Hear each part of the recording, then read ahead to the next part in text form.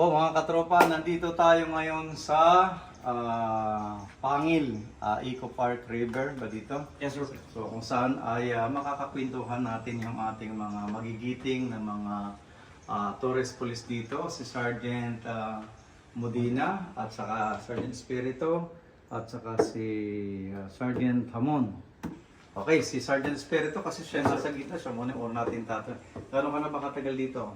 Sir, almost 3 years na po, sir. 3 years. So, marami ka nang alam dito. So, ano ang dinadayo ng ating mga kababayan dito, yung ating mga turista na nagpupunta dito sa Eco Park?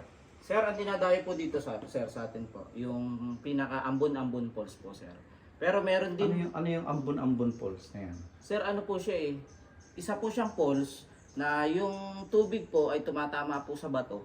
Kaya po siya parang nag-sprinkle po, kaya po tinawag pong ambon-ambon falls. So, ito yung mga dinadayo talaga. Yes, sir. Maliban doon, ano pa yung other ano? Sir, Buntot Palos po, sir. Kaso lang po, iba po yung way niya po. Pero trekking din po siya, sir. Diyan po ang dam po. Hindi dito sa... Hindi po. Itong dito sa Eco Park, ito lang ang... Yun lang po, sir. Yung water tubing po, pag po inoperate na po nila. Gaano karami ang mga turista na nagpupunta rito? Sir, pag po summer, sir, mga nasa 2,000, 3,000 ang pumupunta po. Pag po summer, pag po umabot po ng dito pong March, April.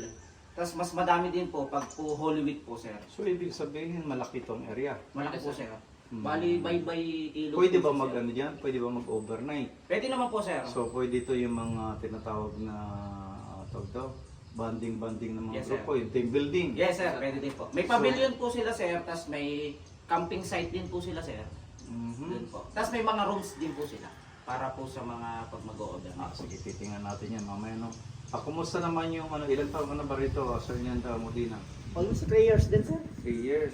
Kumusta naman yung security natin dito sa area? Sa security naman, sir, ay kasi yung threat naman natin sa pagdating sa turista dito ay minimal naman tayo, sir. At ang karamihang tourist naman dito, sir, ay domestic. Hindi tayo gano'y hinahaluan ng foreign tourist. Pang domestic ang Yes, sir. marami dito. Kasi ang pan natin dito, sir, ay local tourist. Local tourist. Ang mga kwan lang naman dito, sir, ay karamihan ay Maynila at saka Rizal, yung mga nature lover. Kasi gusto nila yung ambience ng natural ba, sir? Ilog, tsaka mga puno. So parang mga group yung mga pumupunta. Yes, sir. dito. Ganun lang po. Ang Ang pan natin dito, sir, sa, bikers, mga ganyan. yes, sir. Sa security natin, sir, ang pinakamapan talaga dito ay yung local. Yung mismong pangil, sir, na dito naliligo. Kasi yun ang magugulo, sir. Pero sa yung outside pangil, sir, mababait naman. Gugulo yung mga taga rito. Yes, sir. Lalo na pag nakainom na, Kasi sir. ito yung mga pasaway ng mga Pasaway, sir. binabantayan. Yung... Kasi minsan, So, ano naman, Sergeant mo na mga... Gano'n ka nakatagal dito? 3 taon din po, sir. So, ano naman yung mga problem encounter nyo rito sa loob ng 3 taon na nandito tayo? Siguro Nandito sir, kayo? sa amin po, yung mga na-encounter lang po namin problema dito, yung halimbawa sir, pag meron sir mga nakakainom na po ng grupo-grupo sir, pag nagkakaharap, minsan nakakaunawaan sir. Yun lang po sir mga problema. Tapos regarding po sa mga naman, yung problema sa dito po sa ating mismong Eco Park sir, yung pong nakita ko lang po sir, yung mga cottage po nila, hindi pa po gano'ng ka-develop sir. Kasi sir, minsan binabagyo sir, nasisira sir.